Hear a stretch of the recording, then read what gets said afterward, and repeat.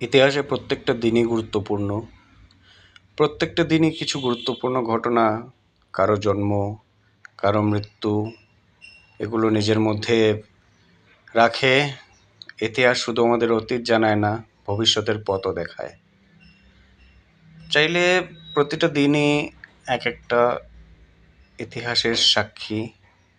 তার মধ্যে ভারত সহ বিশ্বের প্রত্যেকটি দেশের বিভিন্ন জিনিস, ভারতের সংগ্রাম, ইতিহাস, সংস্কৃতি অনেক কিছুই পাওয়া যায়।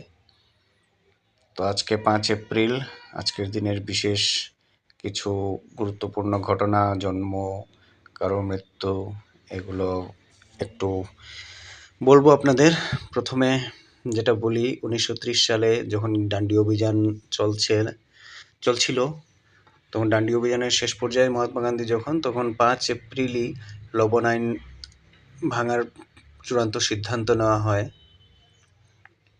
এবং ব্রিটিশ শাসনের বিরুদ্ধে এক ঐতিহাসিক আন্দোলনের সূচনা হয়। 1955 সালে ভারত ও অন্যান্য এশীয় আফ্রিকান দেশের মধ্যে সহযোগিতা বৃদ্ধির লক্ষ্যে বান্দং সম্মেলনের প্রস্তুতি জোরদার হয় এবং সম্মেলনটি এপ্রিলেই অনুষ্ঠিত হয়। তাছাড়া 1614 সালে পোকাহন্টাস একজন ইংরেজ উপনিবেশকারী জন রল্ফকে বিয়ে করেন। 1768 সালে ব্রিটিশ অভিনেত্রী জেমস কুক তার প্রথম সমুদ্রযাত্রা শুরু করেন। 1792 সালে মার্কিন প্রেসিডেন্ট জর্জ ওয়াশিংটন তার ভেটো ক্ষমতার প্রথমবার ব্যবহার করেন।